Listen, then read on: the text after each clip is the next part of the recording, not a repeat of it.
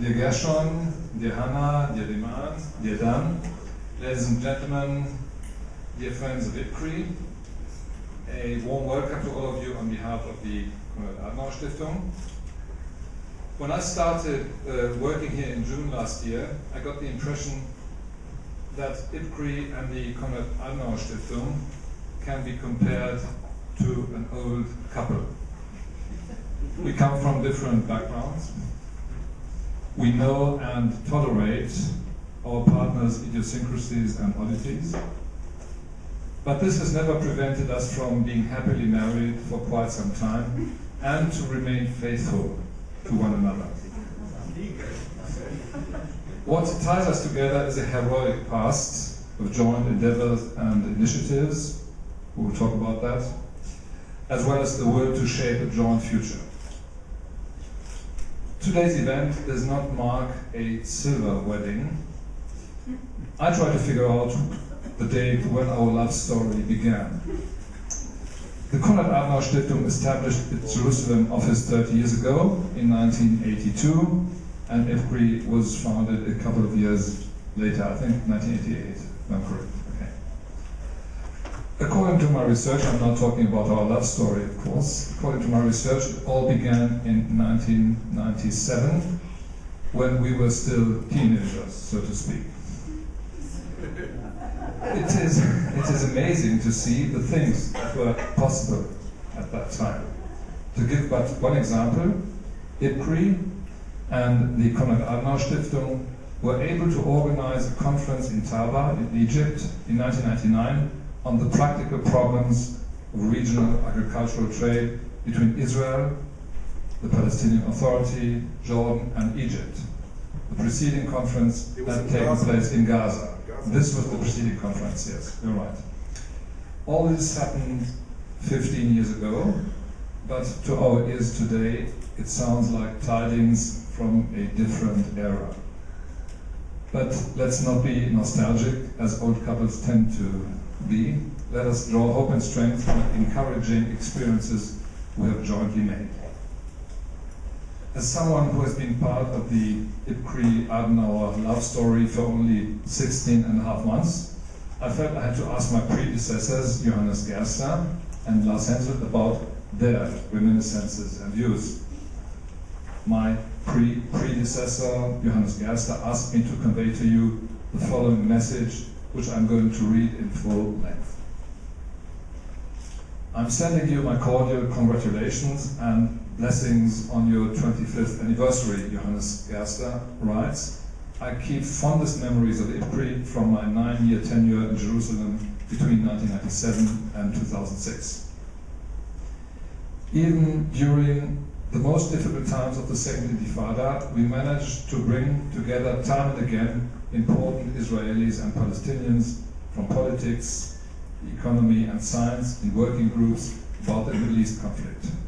I keep special memories of our workshops in Antalya, Berlin, Cadenabia on Lake Como, and Brussels. We did not negotiate peace. That shoe would have been far too large for us. This is a German expression, but I think it's understandable. We struggled for the solution of practical problems with a view to improve the living conditions of people on both sides of the Green Line. We hoped that the Israeli and the Palestinian governments would take up ideas, proposals, and points of view emanating from our working groups, and we enjoyed being successful in a number of individual questions and individual cases. There are two telling examples, Johannes Gerster continues, showing how we sometimes manage to master even most complicated challenges. 2 days after the Israeli Minister of Tourism, Rehavam Gandhi Ze'evi, had been assassinated in the Hyatt Hotel on Mount Scopus, we were holding a meeting in the Foundation's Educational Center on Lake Como. The atmosphere was tense, and yet Israelis and Palestinians got it together and talked to one another in a sober way. The rational conviction that perpetrators of violence must not ruin dialogue prevailed over understandable emotion. During another meeting, Israeli shelling damaged a production hall in Gaza owned by a participant, Mohammed Yassiki. However, he remained willing to continue this participation. The will to understanding was stronger than the impulse to abandon the conference. This spirit of persistence, of stamina, of being prepared to start again and again from square one, has been a hallmark of the cooperation between IPCRI and CAS from the outset.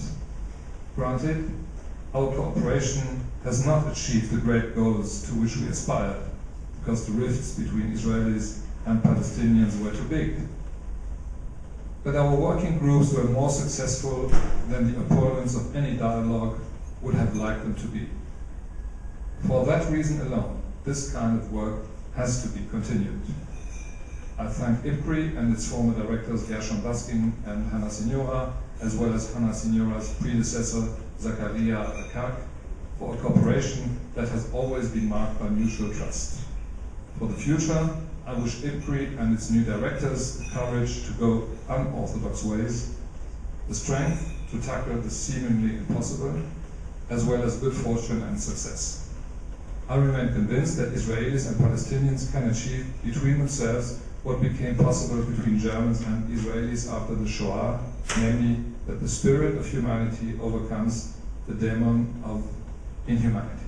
So this was the message of Johannes Gerster, and Lars Hensel, my immediate predecessor, who is now heading the Stiftung's Washington office, sends best wishes as well. He writes, I quote, "Dear participants of this important conference honoring 25 years of IPCRI, I would like to send my warmest greetings to you all. In particular, I send greetings to Gershon and Hannah, whom I had the honor to get to know as truly relentless advocates for a two-state solution to end the Israeli-Palestinian conflict.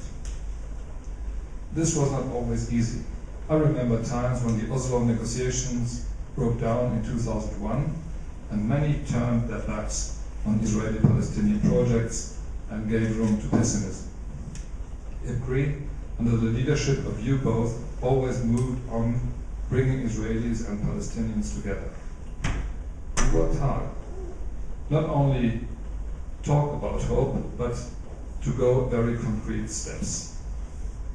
I admired always your focus on practical solutions and your unshakable positive and optimistic attitude when others would become cynical and gave up. You also invested so much of your personal time and energy. You spent so many days, nights, and also many weekends, not with your family and loved ones, but for the vision of peace between Palestinians and Israelis. If this peace will finally be achieved, and historians will have to write the history of overcoming the conflict, I'm sure that you both will have a central part in it. I personally always felt privileged that the Konrad Adenauer Stiftung and me personally were involved and could help in some of these important initiatives. I recall in particular the Israeli-Palestinian Business Forum that not only brought together Israeli and Palestinian business persons and opened new opportunities for cooperation, it also created a platform to discuss future technologies for green energy. Hosting a group of business persons in Washington, D.C. last year, I was very happy to see that these initiatives, among many others, continue under Riman Barakat's and Dan Goldenblatt's new leadership. Also, Riman and Dan faced tremendous challenges in a time when many seem to not believe anymore in peace initiatives. I think these efforts are as essential as ever, and I wish you all the best for your important work. Friends of IPCRI, in particular Gershon, Hannah, Riman, and Dan, let me put on record my deep appreciation for your work." Unquote. Well, ladies and gentlemen, I could stop here, but I think I still have to make a couple of points myself, some of which will underline what my predecessors have already said. First of all, I would like to express the Konrad Adenauer Stiftung's deep gratitude to Gershon Baskin and Hannah Signora, as well as to their most dedicated and competent team. The credit for IPCRI's outstanding reputation on both sides of the Green Line belongs to you. Dear Gershon and Hannah, I have to thank you personally for giving me an extremely helpful basic course in Israeli-Palestinian conflict law. I've learned a lot from you, and I've felt from the outset that the IPCRI-Adenauer relationship has never simply been a business connection, but something one could call an institutional friendship based on individual affinities. Secondly, a couple of words about IPCRI. IPCRI is unique in many respects. It is one of the very few existing binational institutions of Israelis and Palestinians, and it stands alone as a binational think tank. This is an achievement in itself. And it is increasingly becoming a symbol of courage and character at a time when institutions of that kind are denounced as left-wing NGOs on one side and as normalizers on the other. Furthermore, IPCRI brings together an enormous variety of people. You have a joint board of experienced and well-connected Israeli and Palestinian academics, business persons, politicians and journalists, and you reach a broad spectrum within both societies. A unique thing about IPCRI is also its combination of thinking and doing. IPCRI is considered not only a think tank, but rather a think and do tank. Your work is not limited to develop abstract proposals, but you also take concrete steps to implement ideas and projects. Thirdly, let me emphasize the importance we, the Konrad Adenauer Stiftung, as well as IPCRI, still attach to the two-state solution. President Obama has defined that solution as, I quote, a lasting peace that will involve two states for two peoples. Israel as a Jewish state and homeland for the Jewish people, and the state of Palestine as the homeland for the Palestinian people, each state enjoying self-determination, mutual recognition, and peace, unquote. It has become fashionable to ridicule the two-state solution as an outdated illusion. The emperor has no clothes, as the International Crisis Group's Middle East report of May 7 put it, is one of the milder descriptions of the status quo. I quote, "The reason most often cited for maintaining the existing peace process is the conviction that halting it risks creating a vacuum that would be filled with despair and chaos.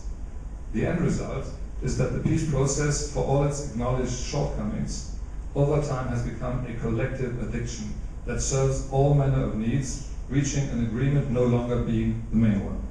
And so the illusion continues," unquote. I'm well aware that the two-state solution is under attack from different sides, right-wing and left-wing, Israeli and Palestinian. Very often, the distinction between desirability and feasibility is blurred. I must confess that my initial belief in the feasibility of a two-state solution has been shaken by what looks like an irreversible status quo. On the other hand, I still believe, as does the organization I represent here, the Konrad Adenauer Stiftung, in the desirability of a two-state solution. This is why I won't give up hope. I grew up during the Cold War when less and less people believed in the changeability of the European status quo. Look what happened more than 20 years ago when the Berlin Wall came down and the peoples of Eastern Europe peacefully regained their right of self-determination. Or take the most improbable success story of European integration. A European Union seemed to be unfeasible in the 1950s, and during the last couple of years we had to learn that a single European currency is an extremely difficult historic experiment. However, I feel it is hard to deny that the Nobel Committee was right when it selected the EU as this year's Nobel Peace Prize laureate. My fourth point is about successful change of leadership. I must say it is simply admirable how Gershon and Hannah handed over the reins of IPCRI to Dan and Rima. Examples abound where established leaders were unable to release their position to a new generation.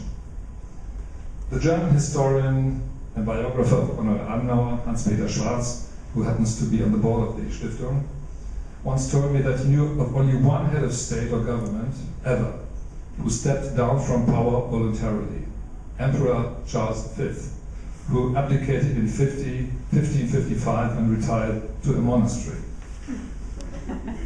Ladies and gentlemen, you will probably not find Gershon and Hannah in a monastery. But what they did is almost equally remarkable. While remaining available to Dan and Riemann upon need and request, they refrained from interfering in their successors' way of handling IPCRI, and in Dan's and Riemann's setting up their own roadmap and agenda. There is a corresponding compliment I would like to make to Dan and Riemann.